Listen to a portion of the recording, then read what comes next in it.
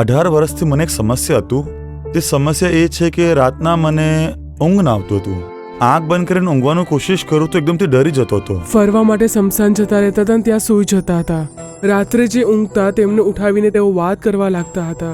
18 વર્ષ પછી તે દિવસ યહોવાએ મને ખૂબ જ સારી ઊંઘ આપી. હું આરામથી ઊંઘ્યો હતો. તો કહેવાય છે તમારું મન વ્યાકુળ ન થાય અને ન ડરો, ભયભીત થશો નહીં. આમ પ્રભુ વારંવાર કહે છે. પ્રભુ આવી વાત કેમ કહી રહ્યા છે?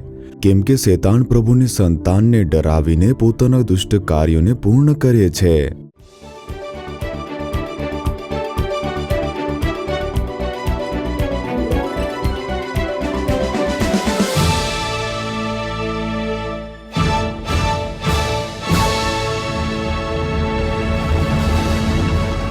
પ્રિય દર્શકો, યેશુ મસીહના પવિત્ર નામમાં આ તમારો અદ્ભુત સમય છે કાર્યક્રમમાં તમારું સ્વાગત છે.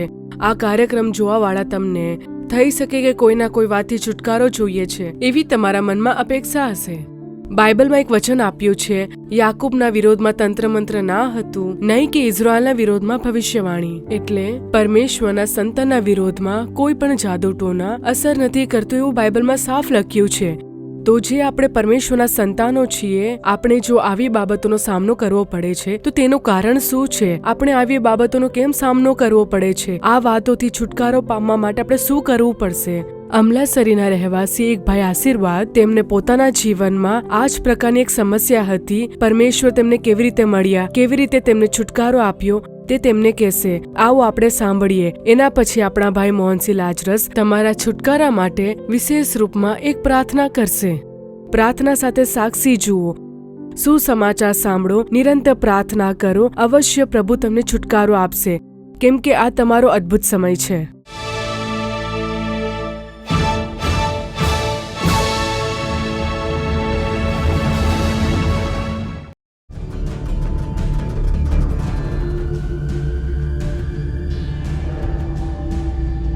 મારું નામ છે આશીર્વાદ. હું તૂટુકુડીનો રહેવાસી છું. ગામ અમલાશેરી છે. મારી એક છોકરી છે અને હું મજૂરીનું કામ કરતો છું. 18 વર્ષથી મને એક સમસ્યા હતું. તે સમસ્યા એ છે કે રાતના મને ઊંઘ ના આવતું હતું. આંખ બંધ કરીને ઊંઘવાની કોશિશ કરું તો એકદમથી ડરી જતો હતો. કંઈક આંખ બંધ કરે તો હું મરી તો નહીં જવાને. આ પ્રકારનું એક ડર મારા અંદર આવી જતું હતું. આખો દિવસ હું સારો રહેતો હતો, પણ રાતના મેં ઊંઘી ના શકતો હતો. રાતના 2-3 વાગે ખૂબ જ ડરીને આંખ બંધ કરીશ તો હું મરી જઈશ, આ પ્રકાર ડરીને હું બહાર ફરવા નીકળી જતો હતો. પરિવારમાં બધા, મારા છોકરા લોકો બધા મને ખૂબ જ સમજાવતા હતા, પણ હું રાતના દરવાજા ખોલીને બહાર ચાલવા નીકળી જતો હતો.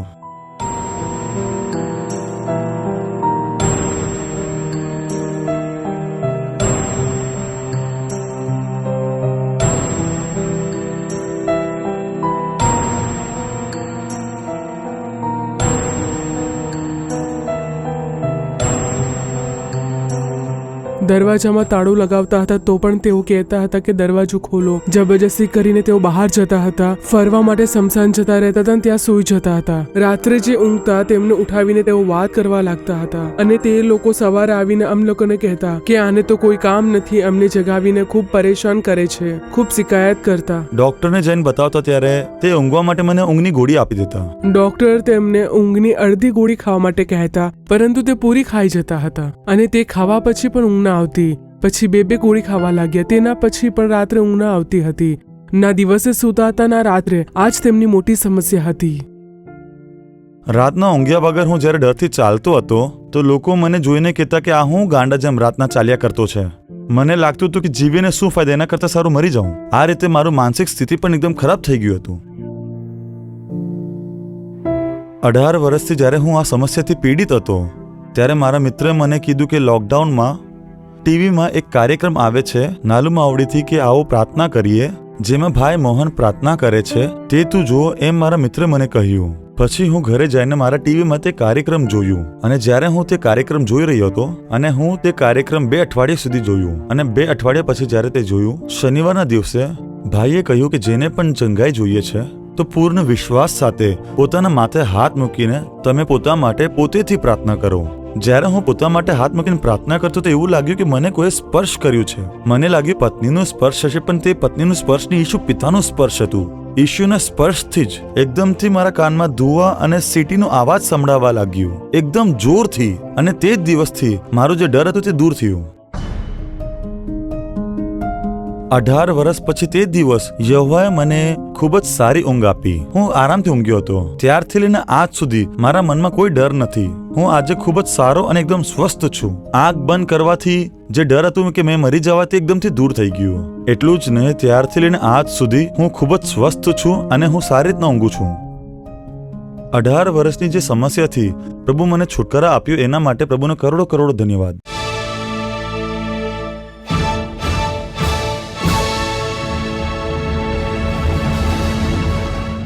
મારા વાલા પ્રિયો, ઈસુ ખ્રિસ્તના નામથી હું તમારું સ્વાગત કરું છું. આજે તમારા માટે એક ચમત્કાર થવાનો છે. શું વિશ્વાસ કરો છો? તમને એક ચમત્કાર જોઈએ છે ને? કોઈને કોઈ બાબતમાં તમને છુટકારો જોઈએ છે.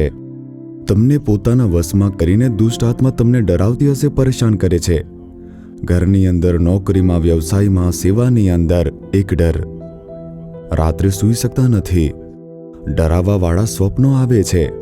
ડરાવાવાળા દર્શનો દેખાય છે. ઊંઘ ખરાબ કરવાવાળા શૈતાનના કાર્યો છે. એટલા માટે મન ઉદાસ છે, શારીરિક નિર્બળતા આવી ગઈ છે, આનાથી પરેશાન છો. તમે એક સાક્ષી સાંભળીને? આશીર્વાદ ભાઈને 18 વર્ષથી સમસ્યા હતી. 18 વર્ષથી શૈતાન દ્વારા ઉત્પન્ન થયેલું ભય. જ્યારે કોઈ ડરની વાત આવે છે ત્યારે તેની પાછળ શૈતાન છે, આવા તમે સમજી લો. પ્રભુ હંમેશા આપણને હિંમત આપે છે. બાઇબલમાં ઘણી જગ્યાએ લખવામાં આવ્યું છે કે તું ડરીશ નહીં, ઉદાસ થઈશ નહીં. આવી રીતે પ્રભુ વારંવાર કહે છે. જ્યારે પણ પ્રભુની સંતાન પર ભયજનક કોઈ સંકટ આવે છે તો કહે છે તમારું મન વ્યાકુળ ન થા અને ડરીશ નહીં, ભયભીત ન થાઓ. આવું પ્રભુ વારંવાર કહે છે. પ્રભુ આવી વાત કેમ કહે છે? કેમ કે શૈતાન પ્રભુની સંતાનને ડરાવીને પોતાના દુષ્ટ કાર્યોને પૂર્ણ કરે છે. ડરને સ્થાન આપશો તો તેના દ્વારા શૈતાન અંદર આવશે અને ત્યારે જ તે પોતાના કાર્યો પૂર્ણ કરી શકશે. તો ડર દ્વારા તે આપણા મનમાં પ્રવેશ કરે છે. એટલા માટે સૌથી પહેલા તે મનુષ્યના મનમાં ડર ઉત્પન્ન કરે છે, ભયજનક પરિસ્થિતિઓને ઊભી કરે છે. એટલા માટે તો પ્રભુ કહે છે તમે ડરશો નહીં. પરંતુ આ ડર ઉત્પન્ન થાય તેના પછી ઘણા લોકો પરેશાન થઈ જાય છે. ઊંઘ આવતી નથી, મન આનંદિત રહી શકતું નથી. ક્યારે થશે, કેવી રીતે થશે, કશું ખબર નથી. મન એવું થાય છે કે હું મરી જાઉં. આ દરેક બાબતો શૈતાન તરફથી ઉત્પન્ન થતી હોય છે. આજે તમે તમારા જીવનમાં કોઈને કોઈ બાબતોથી ગભરાયેલા છો. રાત્રે ઊંઘી શકતા નથી, એવી રીતે તકલીફ ઉઠાવો છો અને દુઃખ ઉઠાવી રહ્યા છો. આ ભાઈ 18 વર્ષથી શૈતાનના વશમાં હતા. એમને છુટકારો અપાવવાવાળા ઈશુ આજે તમને પણ છુટકારો અપાવવા માટે તમારી સાથે આજે વાત કરી રહ્યા છે. ઈશુ ખ્રિસ્તની જે સેવકાઈ હતી તે જુઓ. પ્રેરિતોના કૃત્યો 10મા અધ્યાયના 38મી કલમમાં. એટલે નાસરેતના ઈશુની વાત કે જેમને ઈશ્વરે પવિત્ર આત્માથી તથા સામર્થ્યથી અભિષિક્ત કર્યા, તે ભલું કરતા તથા શૈતાનથી જેઓ પીડાતા હતા તેઓ સર્વને સાજા કરતા ફર્યા, કેમ કે ઈશ્વર તેમની સાથે હતા. શૈતાનની શક્તિ દ્વારા જે પીડાતા હતા તેમને સાજાપણું આપ્યું. શૈતાનની શક્તિ. શૈતાન પાસે એક શક્તિ છે. કઈ છે? ભૂંડું કરવાની શક્તિ. તે પાપ લઈને આવે છે, બીમારી લઈને આવે છે, ડર લઈને આવે છે. આ શૈતાનની શક્તિ છે. આ રીતે શૈતાન જેમને પરેશાન કરતો હતો, ઈશુએ તેમને છુટકારો અપાવ્યો. હવે જુઓ, તે ભાઈએ કહ્યું ને કે જ્યારે પ્રાર્થના કરતા હતા ત્યારે કોઈ આત્મા તેના કાનમાંથી બહાર નીકળી તેને આભાસ થયો અને તરત છુટકારો મળ્યો. તો તમારા જીવનમાં ડર તમારો પીછો કરી રહ્યો છે, રાત્રે ઊંઘી શકતા નથી, એનો અર્થ છે કે ડરાવાવાળી આત્માએ તમારા ઉપર ઘાત કર્યો છે. તમને તેનાથી છુટકારો પ્રાપ્ત કરવાનો છે. ઈશુ છુટકારો અપાવવા સામર્થ્યશાળી છે. જે પણ શૈતાનથી સતાવેલા હતા તેમને બધાને ઈશુએ સાજાપણું આપ્યું. આજે તે તમને સાજાપણું આપશે. શૈતાનના બંધનમાંથી તમને છુટકારો અપાવશે. કારણ કે તેમાં જ હોય છે જાદુ ટોના અને તંત્ર મંત્ર. કેમ કે શૈતાનના કાર્યોમાં ઘણા બધા વિચિત્ર કામો હોય છે. સામાન્ય રીતે કાળા જાદુની દુષ્ટ આત્માઓ, ડરાવાવાળી આત્મા, ઉદાસ કરવાવાળી આત્મા, નિર્બળ કરવાવાળી આત્મા, ઉલઝણ ઉત્પન્ન કરવાવાળી આત્મા, આવી વિભિન્ન આત્માઓ છે. બાઇબલમાં આવી રીતે લખ્યું છે. તંત્ર મંત્ર દ્વારા જાદુ ટોણાની આત્મા છે. તમને કઈ આત્મા સતાવી રહી છે? પરમેશ્વરની સમ્મુખ મેલ મિલાપ કરીને જ્યારે પ્રાર્થના કરશો ત્યારે જે પણ દુષ્ટ આત્માના કાર્યો છે તેનાથી તમને છુટકારો મળશે. પવિત્ર બાઇબલમાં માર્ક રચિત સુસમાચાર 9મો અધ્યાય, તેમાં એક પિતા પોતાના પુત્ર માટે ઈશુ પાસે આવે છે અને કહે છે, નાનપણથી જ મારા પુત્રને દુષ્ટ આત્મા સતાવી રહી છે. તે આત્મા શું કરે છે જુઓ, માર્ક 9:22. પ્રભુ મારા પુત્રને નાનપણથી દુષ્ટ આત્મા સતાવે છે આ કહેવાની પછી કહે છે, તેણે એને ઘણી વાર આગમાં અને પાણીમાં ફેંકી દઈ મારી નાખવાનો પ્રયત્ન કર્યો છે. તો જોયું, આ આત્મા મારી નાખે છે. કંઈ પણ કરીને મારી નાખવું છે બોલીને ક્યારેક આગમાં ક્યારેક પાણીમાં ફેંકી દેવાવાળી આત્મા. કેમ કે આગમાં પડશે તો સળગી જશે, પાણીમાં પડશે તો ડૂબીને મરી જશે. કેટલીક વાર જોવામાં આવ્યું છે, તળાવમાં નાહે છે તો આત્મા ઘાત કરે છે, પાણીમાં તેને તકલીફ થાય છે ને ડૂબીને તે મરી જાય છે. આવી રીતે મરવાવાળા ઘણા લોકો વિશે મેં સાંભળ્યું છે અને હું તે સમજું છું. તે હત્યા કરવાવાળી આત્મા હોય છે. તે મનમાં ડર ઉત્પન્ન કરીને અંતમાં તે આત્મા મૃત્યુ તરફ લઈ જાય છે. તમારા જીવનમાં આવું થઈ શકે છે. ઈશુએ આનો છુટકારો અપાવ્યો, બાઇબલમાં છે ને? તો આજે તમને પણ છુટકારો મળશે. કઈ આત્મા તમને સતાવી રહી છે? તે શું તમને મારી નાખવાનો પ્રયત્ન કરે છે અથવા ઊંઘ ખરાબ કરવા માટે તમને સતાવી રહી છે, આત્મહત્યા માટે ઉકસાવે છે, અથવા તો કારણ વગર તમારા મનની અંદર ડર અને મૂંઝવણ લાવે છે, તું મરી જા આવી રીતે કહે છે? તે એક આત્મા છે અને તે આત્મા પર ઈશુએ વિજય મેળવી છે. વધસ્તંભ પર તેણે શેતાન ઉપર વિજય મેળવી છે. શેતાનનું માથું કૂચડીને વધસ્તંભ પર ઈશુએ વિજય મેળવી છે. પાપ, શ્રાપ, બીમારી, શેતાન, તેના ઉપર વિજય મેળવી ઈશુએ. તો તેમનું નામ પોકારશો તો શેતાન કાપે છે. તેમનું નામ લઈને પ્રાર્થના કરશો તો શેતાનના કાર્યો તે નષ્ટ થઈ જાય છે. તેમનું નામ લઈને પ્રાર્થના કરશો તો જાદુ ટોણાની શક્તિઓ નષ્ટ થઈ જાય છે. તમારે વિશ્વાસ કરવો પડશે. હવે જુઓ, પિતા કહે છે કે આ આત્મા મારા પુત્રને મારવા માટે સતાવે છે. તમારાથી જો કશું થશે તો તમે કરી નાખો. તો ઈશુ તેને શું કહે છે 23મા વચનમાં, તેને જોઈને, જો તું વિશ્વાસ કરે છે તો થઈ શકે છે. વિશ્વાસ રાખનારને તો સર્વ શક્ય છે. મેં સામર્થ્યશાળી પરમેશ્વર છું, છુટકારો અપાવવા માટે જ મેં આવ્યો છું. પરંતુ તમે વિશ્વાસ રાખશો તો જ આ થઈ શકે છે. કેમ કે વિશ્વાસી માટે જ બધું થઈ શકે છે. સંદેહ રાખીને માંગશો તો હું ચમત્કાર કરી શકીશ નહીં. પ્રાર્થના કરીને જોઈએ. બધા લોકો કહે છે ને, આવી રીતે જોતા રહેશો તો કશું પણ થશે નહીં. નહીં, ઈશુ મને છુટકારો અપાવશે. ઈશુ મારા માટે ચમત્કાર કરશે. આ આશીર્વથમ ભાઈ માટે ચમત્કાર કર્યો ને મારા માટે પણ કરશે. વિશ્વાસ રાખો.